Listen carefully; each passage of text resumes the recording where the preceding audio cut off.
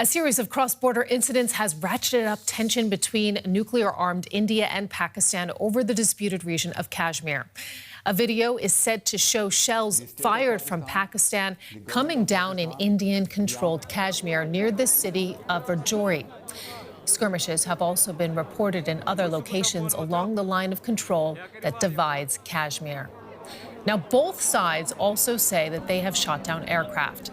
Pakistan says that it downed 2 Indian warplanes. India has confirmed the loss of 1 aircraft and says that it downed a Pakistani jet. None of these claims have been independently confirmed. Both sides have closed airports and airspace to commercial flights in the region. Let's get more now. We are joined from Delhi by DW correspondent Sonia Falnikar and from Islamabad, Simbal Khan, a political and security analyst. Welcome to both of you. And Simbal, I'd like to begin with you because the Pakistani Prime Minister Imran Khan, he's been meeting with his security aides. What has he been saying? I think his statement came out just about less than an hour ago, and he made a very clear offer again to India for dialogue, which has been his position all through. As you have known, that there was an attack in Pulwama, which has started in India, in Kashmir, where some security forces of Kashmir were killed, India were killed in a suicide bombing.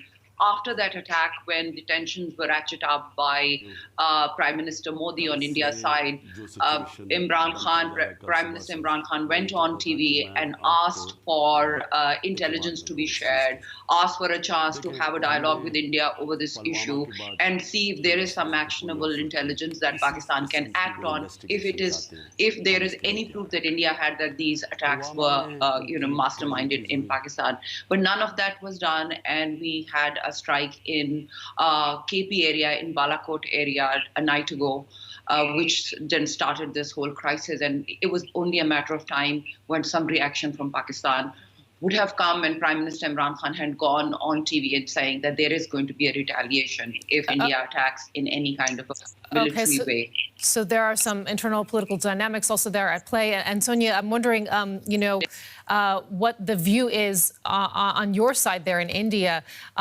Where do people in Delhi stand on this dispute? I mean, is there a sense of worry that things could really spiral out of control? Well, I think there's definitely a sense of worry here, given, these unprecedented aerial strikes yesterday by India deep inside Pakistani territory and what seems like retaliatory action by Pakistan today.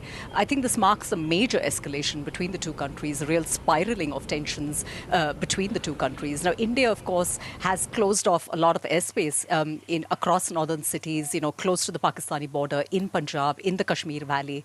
It has commercial flights have been suspended. There are reports of mortar shelling across the border. Residents on either side of the border have been asked to vacate their homes.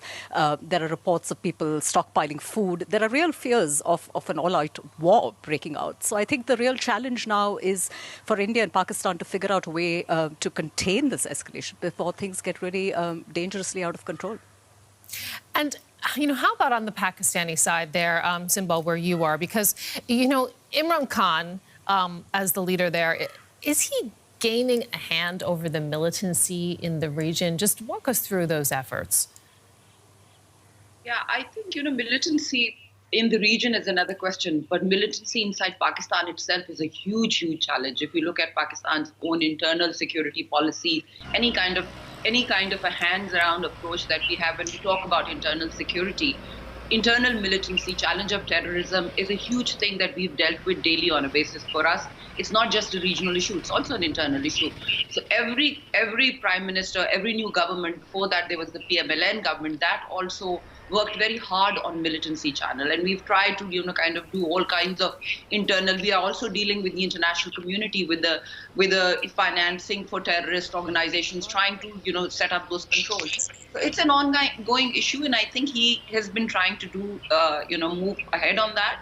I haven't seen any break from the past or any new policies that his government has brought on militancy yet, but it's a new government has just started grappling with economic issues and other things.